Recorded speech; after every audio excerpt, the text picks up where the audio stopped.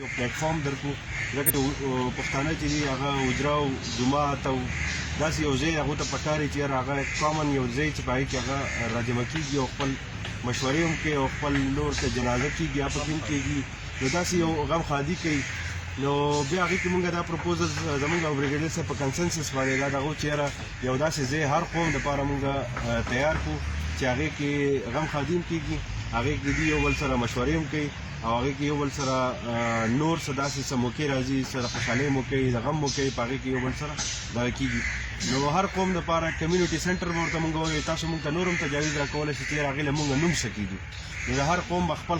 دغې هغې کې تاسو ته مونږ ریکویسټ کړو قیصر صاحب به تاسو سره ډسکس کړي چې یاره ځای پکې تاسو دغه کوي ځای ورته تاسو ورکړئ که 2 کنالې که 3 کنالې د هغې مطابق به مونږ واوډه هغې ته اګري شوې ده نو هغې مطابق به دغه کېږي دا نن چې کوم پروګرام دی دا هم د بریګیډیر صاحب خپله آیډیا وه چې یاره د هغه نه زړه اواز و چې یاره داسې د خلکو ته ډېر زیات تکلیف دی په انا جانه کې سپیشلي چې کوم ضعیف خلک یا اوس امینې صاحب یو آیډیا راکړې چې یاره دا تاسو کوشش وکړئ چې دې کې تاسو سټوډنټس زیات اکوموډیټ کړئ نو سټوډنټس نه علاوه زه چې کوم مشران دي یا داسې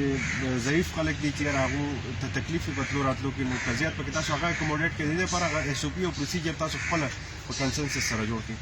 نو زه تاسو ټول ته مبارکباد درکوم په دې باندې او د بریګیډیر صاحب سپیشل شکریه ادا کوم د پي ډي صاحب چې هغه ستاسو هره خبره چې دلته معمولي خبره دغه وشي هغې باندې هلته یو ډېر غټ پروسس شروع شي او خبره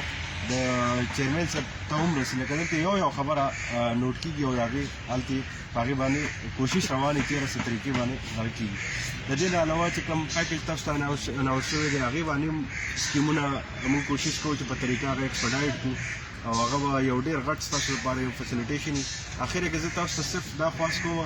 چې دا ستاسو څنګه چې زمونږ د زړه ته نږدې دی دا پروجیکټ نو په دې کې ستاسو زمونږ نه زیاته غټه قرباني ده او داسې د ټول پاکستان لپاره دی او نیشنل پروجیکټ دی نو تاسو خپل کوشش کوئ چې دا پروجیکټ کامیاب کړئ او په دې کې چې څه هم تاسو نه کېدای شي که ډایرکټلي که انډایرکټلي نو هغه تاسو په دې کې خپل کردار ادا کوئ چې دا پروجیکټ په خپل ټایم باندې کمپلیټ شي او 2024 کې انشاءالله د دې مونږ فارمله دغه وکړو افتتاح وکړو زه په اخر کې ستاسو ډېر شکریه ادا کوم